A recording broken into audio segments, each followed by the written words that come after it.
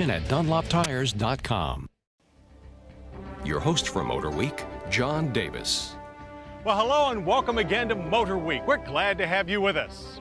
A race car with headlights is an automotive cliche. The truth is, few high-performance street cars are up to the rigors of the racetrack. But we found that the Porsche 911 GT2 to be the exception by delivering astounding performance while still being civilized on public roads. Well, it's 2008 and there's a new, more powerful GT2. So let's see if it still delivers that magic combination of speed and drivability, or if Porsche's latest street-legal racer has finally outrun its headlights.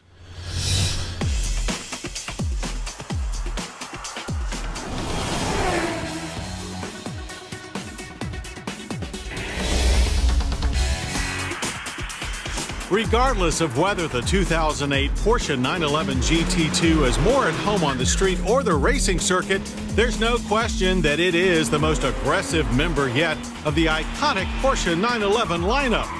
Sophisticated aerodynamic appendages like the deep chin spoiler and huge rear wing have little effect at street-legal speeds, but do help anchor the rear-drive GT2's tires to the pavement at closed course velocities. As with any good race car, light makes right, and the 3,175-pound GT2 is over 300 pounds lighter than its all-wheel drive 911 turbo sibling. But it's even more powerful. Output for the 3.6-liter twin-turbo dry-sump flat six peaks at 530 horsepower and 505 pound-feet of torque. That's 50 horsepower and 45 pound-feet more squeezed through a limited-slip diff and half as many wheels, and 6 gears that are only shifted manually. To keep the extra-light 19-inch wheels under control, the GT2 is equipped with high-speed electronic stability systems, including automatic slip control and engine drag control, and the most user-friendly launch control system ever. Just floor the gas to lock the engine at 5,000 RPM and dump the clutch. The GT2 is capable of 0 to 60 runs of just 3.6 seconds, with a top speed of 204 miles per hour. Both driver and electronics work overtime to keep the GT2 on the straight and narrow as the G-forces pin you to the seat. The engine spins so fast that a quick hand is required to get into the next gear and stay out of the rev limiter. Driving the GT2 will change your perception of speed.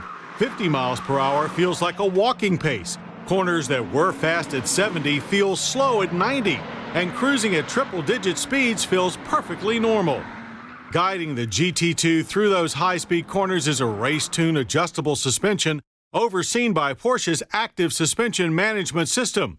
At West Virginia's Summit Point Raceway, even on damp pavement, the GT2 displayed astounding levels of grip and control.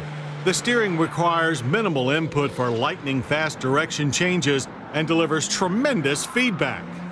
You easily feel just how much more speed you can carry through corners and down straights that are suddenly a whole lot shorter than you remember. And then in the blink of an eye, you're into the next braking zone and hauling down the GT2 with its standard ceramic composite brakes. Unlike many brakes, the ceramics get stronger as they get hotter. Panic Test delivered average stops from 60 of 120 feet, with each run shorter than the one before.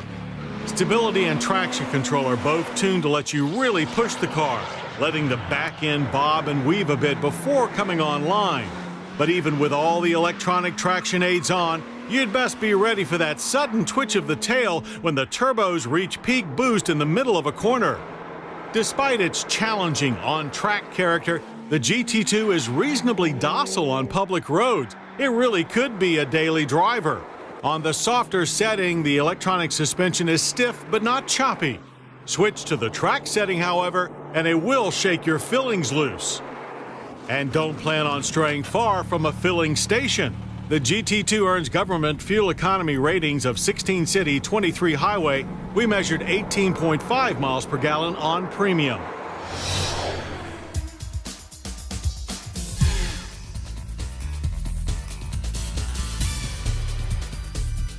Like all uber performance Porsches before it, the GT2 announces its intentions with unique exterior details like cool LED front signal lamps, yellow brake calipers, and engine cooling ducts on the rear wing. The GT2's athletic abilities are also reflected in its Spartan interior.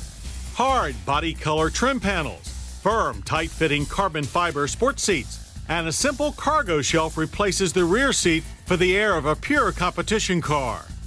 Now you can still have upscale amenities like Bose surround sound and navigation, but they will add to the already sky-high $192,560 base price of the few hundred GT2s available here. The 2008 Porsche 911 GT2 is clearly a street supercar, but one that can also hold its own on the most challenging tracks. It hasn't outrun its headlights, but it will outrun almost any other sports car, whether it wears a license plate or not.